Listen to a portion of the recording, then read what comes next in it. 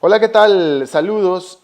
Como ustedes seguramente habrán ya tenido una idea, la semana pasada, el miércoles, justo al empezar el feriado aquí en Estados Unidos, un juez en Nueva York, en Estados Unidos, determinó que Argentina debía de pagar 1.300 millones de dólares a un grupo de inversionistas o de tenedores de bonos que no aceptaron la oferta o el intercambio o la quita que Argentina les ofreció allá cuando el default famoso del 2001-2002 y que hundió a Argentina en una crisis severísima. Bueno, mucho tiempo ha pasado, pero tanto tiempo después resulta que este juez le ordena a Argentina a pagar 1.300 millones de dólares y esto pues de pronto es todo un escándalo y es un problema impresionante en Argentina y también en los mercados de bonos.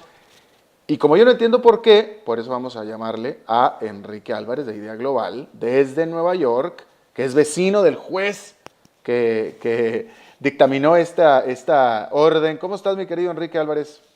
Muy bien, Alberto, un gusto estar aquí. Gracias. A ver, ¿por qué es tanto problema? ¿Por qué se armó este escándalo tan grande? Es decir, de pronto me pareciera que 1.300 millones de dólares no debería de ser tanta plata para un país como Argentina.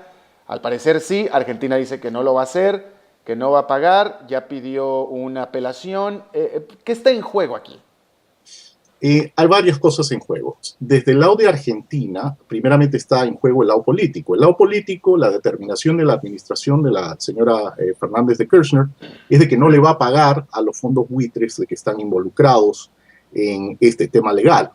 Ahora, en el lado económico de Argentino, no solamente está en juego el 1.3 billones de dólares, hay más tenedores, sobre todo tenedores a nivel minorista situados en Italia, de que van a tomar digamos, esta determinación del juzgado en Estados Unidos y van a proceder contra Argentina. Y obviamente ahora tienen mucho mayor pie para lograr algún tipo de definición judicial en también tomar dinero de la Argentina.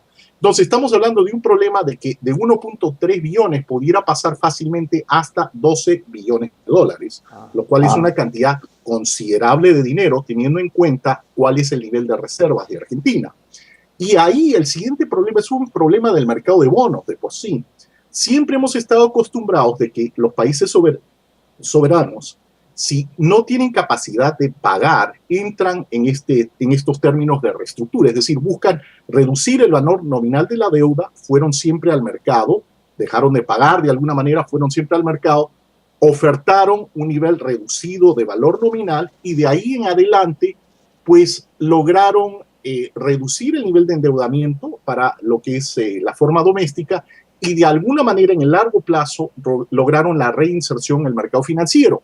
Si la regulación actual o la nueva norma legal se aplica, vamos a tener una cantidad considerable de casos legales en el mercado de bonos referidos posiblemente a, digamos, emisiones de que en la actualidad están en el mercado y que se emitieron en términos semejantes a la Argentina. Entonces cambian las reglas de juego para lo que es el mercado de bonos si es de que llegamos al término al cual nos ha puesto el juez en Nueva York. Pero todo lo que explicas hace pensar o hace ver que la determinación del juez de Nueva York fue sorpresiva, inesperada o que tuvo un elemento que no era contemplado en este asunto. Que es un asunto por demás me pareciera a mí medio normal porque, vaya, Argentina no es el primer país que hace un default, pero yo no alcanzo a entender, por eso te pregunto, ¿qué tuvo de especial o particular esta determinación del juez que tiene a todo mundo pasmado? Pues lo que tiene de especial es lo siguiente, hay un término que se usaba en la emisión de bonos o que se sigue usando en realidad en la emisión de bonos que se llama pari passu, que es un término latino que significa esencialmente que a todos los tenedores de bonos se les trata por igual. Pero aun cuando ese término existía en el lenguaje de la escritura de los bonos, siempre cuando ha habido una reestructura, el país venía, decía, quiero que me perdonen una cantidad X de lo que yo debo. Los que se ofrecían a, digamos, a aceptar esas condiciones, pues lograban nuevos términos con el país, recibían deuda nueva, pero siempre había cierta cantidad de gente que quedaba por fuera y aún así las cortes no determinaban de que se les había tratado en forma desigual bajo las escrituras del bono. Lo que está diciendo el juzgado de Nueva York ahora es todo lo contrario, de que a todos se les tiene que tratar por igual, que traducido de alguna manera significa que a todos se les tiene que pagar, y pagar el 100% en este caso, lo que son los que se quedaron por fuera de la reestructura en Argentina. Ahora, ok. Argentina, por supuesto que ya apeló, va a apelar.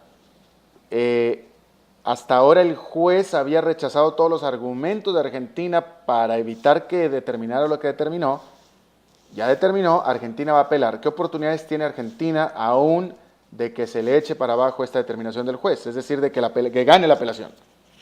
Y digamos, el juez dictaminó el dinero a favor de estos fondos, digamos, buitres, vamos a llamarlo como lo llaman en el mercado, ya esa buena cantidad de meses, y esa determinación fue a una corte de apelaciones, que es la instancia superior en la Corte Distrital de Nueva York. Ya pasó por ahí.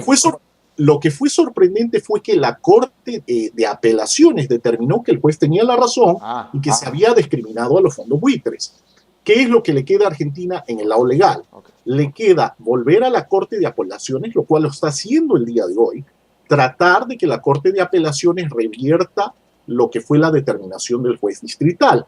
¿Qué argumento usa Argentina?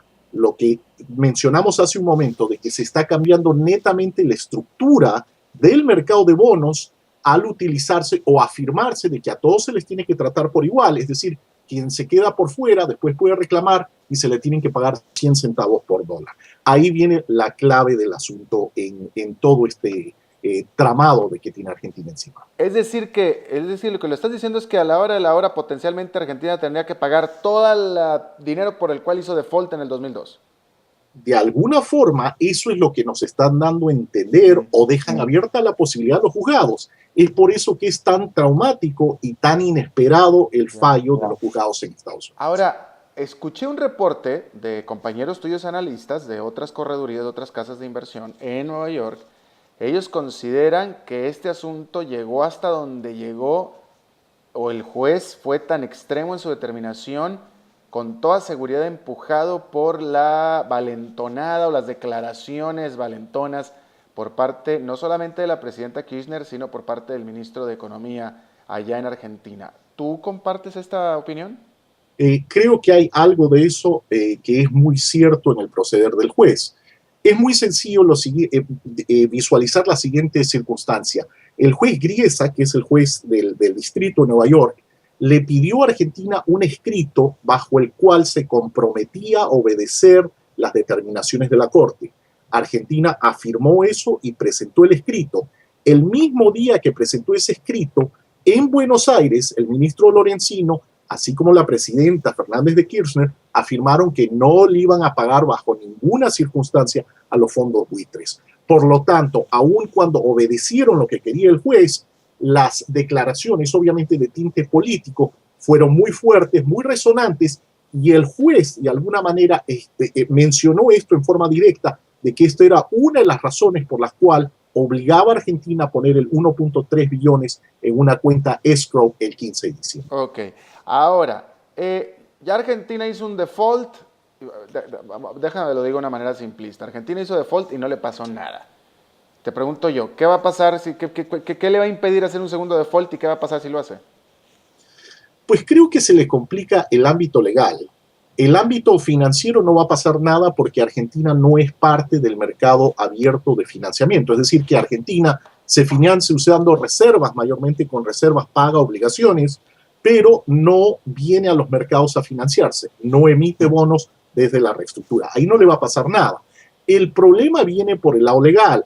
Si afirma las Cortes de Nueva York lo que ya han determinado, se les va de alguna manera a acercar lo que son las vías legales para poder transferir dinero que es de propiedad del gobierno y de otras entidades que son de propiedad del gobierno argentino.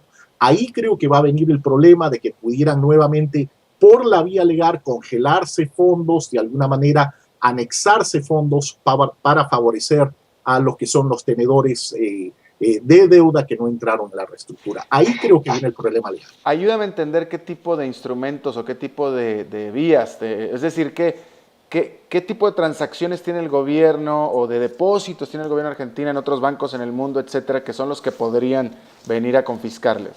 Bueno, digamos, siempre hay transacciones de que el gobierno lleva a cabo, transacciones de comercio, transacciones de adquisición, digamos, de bienes para el Estado argentino.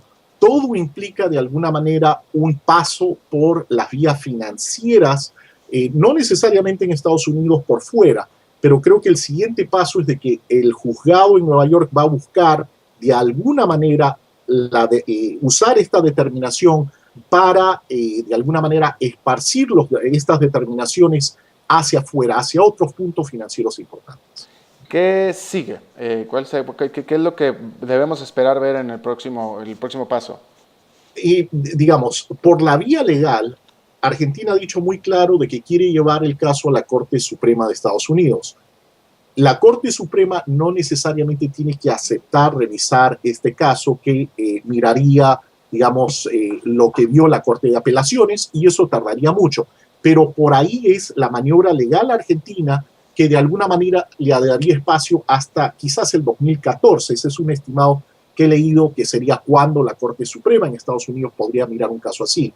Ahora, por el otro lado, ¿qué sigue? Sigue los pagos que tiene que hacer Argentina a principios de diciembre y el 15 de diciembre. Principios de diciembre es una cantidad pequeña para tenedores de bonos. La cantidad grande que tiene que pagar, $3 billones el 15 de diciembre a los tenedores de los que son los warrants ligados al Producto Bruto. Ahí viene realmente el problema, o de alguna manera el embudo judicial. Si Argentina no ha resuelto nada o no se ha ofrecido a fondear el 1.3 billones, posiblemente un embargo o una interrupción de los pagos y un default técnico para Argentina. Ahí creo que es la clave. Ahora, ¿dijiste 3 millones o 3 billones? 3 billones. 3 mil millones de dólares. 3 billones de dólares. Exacto. Ok. ¿Hay algún precedente? ¿Hay algún dato histórico que te permita poder tener una visión de lo que es lo que va a suceder? ¿En cómo va a terminar esto? No en esta magnitud, creo de que nunca ha habido, digamos, una determinación de esta forma en las cortes referido al mercado de bonos. Ahí creo que estamos entrando en terreno no visitado con anterioridad. Ahora, refiriéndonos al marco latinoamericano, los fondos buitres ya han tenido otro caso excepcional de ganancia en una reestructura donde se quedaron fuera y después usaron la vía legal para trabar lo que era el intercambio de bonos. Me estoy refiriendo al caso de Perú. Perú tuvo, digamos, el mismo encontrón con este tipo de fondos, perdió por la vía legal, pero la cantidad era mucho más pequeña. Si recuerdo bien, creo que eran como $400 millones que le tuvieron que pagar a dos fondos, me parece que eran dos fondos de Nueva York, que tenían, digamos, papel de deuda peruano y no quisieron entrar en la reestructura. Y perdió, el país perdió. Perdió porque tuvo que reconocer 100 centavos por dólar en ese caso. Ahora, explícanos por qué se les llama fondos buitre, porque si tú hablas de un fondo buitre, la connotación es negativa, pareciera que incluso que son hasta ilegales. ¿Qué es un fondo buitre y por qué tiene de malo? Bueno, sencillamente en este caso específico son fondos buitres. ¿Por qué? Porque estos no son fondos que compraron la deuda cuando la deuda valía 95, 90 o 70 centavos por dólar. La compraron cuando nadie la quería, cuando valía 20 centavos por dólar. Y esencialmente lo que están reclamando es que se les paguen 100 centavos por dólar. Por lo tanto, entraron esencialmente es una ave rapiña, digamos, un fondo buitre. Entonces, ellos compraron la deuda, esa tan barata, con la idea y la esperanza de hacer lo que están haciendo justamente en este momento. Es su especialidad, esencialmente. Su especialidad no es tanto comprarla a 20 centavos y venderlo a 30, no. Su especialidad es comprarla a 20 centavos y llevar a un país o a una entidad a corte para recuperar 100 centavos por dólar. Ese es el fondo. ¿Con la idea de recuperar 100 centavos de dólar o de hacer un arreglo y que les den 50, 60? Han tenido muchas victorias en el campo legal, son muy experimentados y emplean ejércitos legales para realizar sus tareas. Así de que es posible 50 o 60 centavos en un caso, digamos, tan connotado, tan grande, pero, creo que ellos entran a este juego con la expectativa de recuperar 100 centavos. Wow, y son perfectamente legítimos y legales. Totalmente, porque no hay nadie de que te diga todo lo contrario.